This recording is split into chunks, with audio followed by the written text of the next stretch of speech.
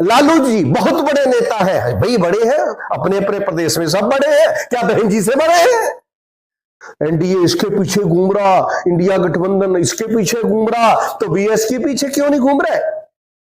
आंध्र प्रदेश में TDP 1.25 crore vote है, चंद्रबाबू नायडू जी नेता है। वाईएसआर जगन रेड्डी की 1.5 करोड़ वोट है, 1 करोड़ 55 लाख। इंडिया अब है ही नहीं, इंडिया ये अब की अलग से है अलायंस की, इंडी गठबंधन। जब आप हमसे जातिवादी नजरिया कर रहे हैं तो हम आपको क्यों ना ठोके? कितनी वोट पड़ी पूरे देश में? 4,05,000 वोट। बड़े नेता है, जन आंदोलन चलाएंगे, चला क्यों नहीं भाई? 96 से लेके 2026 आ गया, जन आंदोलन नहीं चला, पैसा फूंक दिया, धन फूंक दिया, दबाव फूंक दिया, बसपा की नुक्ताचीनी करती रहे, ये आपके लीडरों की। आप बड़े बुद्धिजीवी बने थे, तो बुद्धिजीविता क्या थी? हमें बसपा के पीछे खड़े होना था। जा रखे मोदी को हराना, हमारे साथ आओ जी। तो किसके पास जा रहे हैं? झारखंड में हेमंत सोरेन के पास जा रहे हैं, वोट कितनी? 19 लाख। बिहार में किसके पास जा रहे हैं? जनता दल जो नीतीश कुमार जी अगुवाई करेंगे, वोट कितनी? 89 लाख। 89 लाख, 99 लाख। लालू जी बहुत बड़े नेता हैं भाई, बड़े हैं अपने अपने प्रदेश में, सब बड़े हैं, क्या बहन जी से बड़े हैं? 2.25 करोड़ है बहन जी के पास। और लालू प्रसाद यादव जी, उनका बेटा तेजस्वी यादव जी, वोट कितनी है? सिर्फ 66 लाख। एलजेपी पासवान जी एनडीए में है, 32 लाख वोट है। और जतिन मांझी जी की पार्टी है हिंदुस्तान अवाम मोर्चा, सिर्फ 9,56,000। एनडीए इसके पीछे घूम रहा, इंडिया गठबंधन इसके पीछे घूम रहा, तो बीएस के पीछे क्यों नहीं घूम रहे? ये अंत में बताएंगे। महाराष्ट्र में एनसीपी, शरद पवार जी बहुत बड़े नेता हैं, अजीत पवार जी घुस गए बीजेपी में अलग से पार्टी बना के। एनसीपी के पास वोट थी सिर्फ 85 लाख। बहन जी के घुटनों तक कोई नेता, कोई पार्टी नहीं आ रही है। बहुजन समाज पार्टी के कदम की कोई पार्टी नहीं है। शिवसेना 1.25 करोड़ वोट है, सिर्फ 1 करोड़ 28 लाख। उद्धव ठाकरे जी। आंध्र प्रदेश में टीडीपी 1.25 करोड़ वोट है, चंद्रबाबू नायडू जी नेता है। वाईएसआर जगन रेड्डी की 1.5 करोड़ वोट है, 1 करोड़ 55 लाख। जनसेना पार्टी पवन कल्याण जी की है 19,15,000 वोट है। तो पूरे टीडीपी में ये आ जाए इंडी गठबंधन, इंडी कहेंगे अब हम, इंडी कहेंगे नहीं, इंडिया अब है ही नहीं, इंडिया ये अब की अलग से है अलायंस की, इंडी गठबंधन।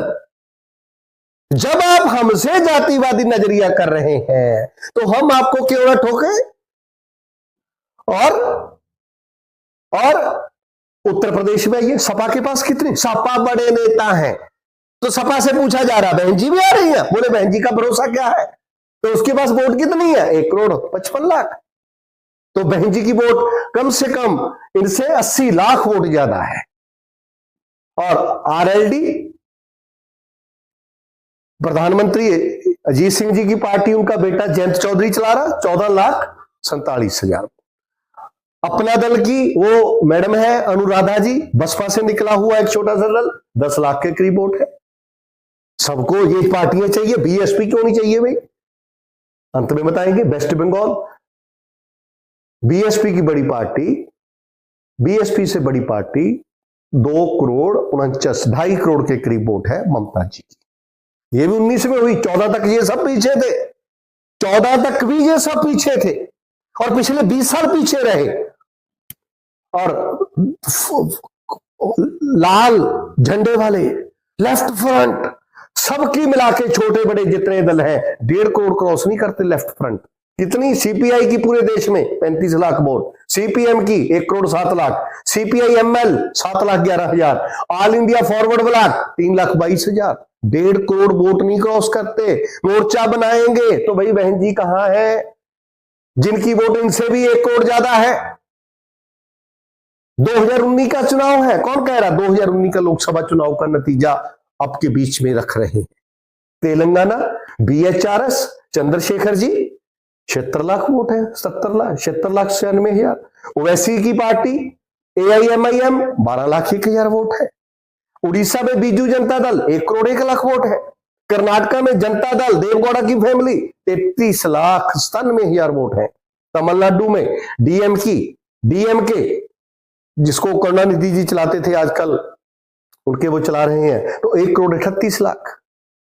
जयललिता वाली पार्टी थी, उनके डीएमके 78,30,000।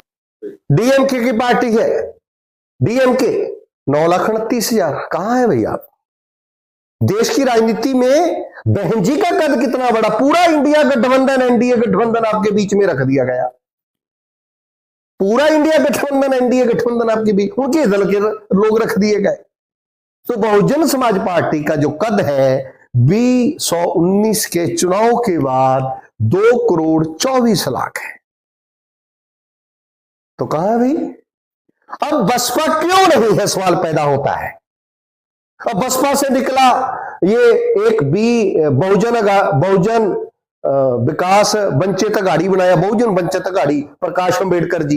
ये प्रकाश अंबेडकर जी बड़े नेता होंगे भाई, रहने चाहिए, किसने रोका है? लेकिन 4,91,000 वोट पड़ी पूरे देश में। अब अम्बेडकरियों से भी मेरा सवाल है, बुद्धिजीवियों से भी, जो बहुजन के अपने आप को मानते, बामन मेश्राम जी, पिछले 20 साल से जिस समय, जिस दिमाग, जिस धन की बात मान्यवर साहब कांचीराम कहते थे बसपा के पीछे लगा दो, आपने लगा दिया। बामन मेश्राम जी के पीछे कितनी वोट पड़ी पूरे देश में? 4,05,000 वोट। बड़े नेता है, जन आंदोलन चलाएंगे, चला क्यों नहीं भाई? 96 से लेके 2026 आ गया, जन आंदोलन नहीं चला, पैसा फूंक दिया, धन फूंक दिया, दिमाग फूंक दिया, बसपा की नुक्ताचीनी करती रहे, ये है आपके लीडरों की। आप बड़े बुद्धिजीवी बने थे, तो बुद्धिजीविता क्या थी? हमें बसपा के पीछे खड़े होना था। बुद्धिजीविता क्या थी? हमें बसपा को सपोर्ट करना था, समय से, दिमाग से, धन से।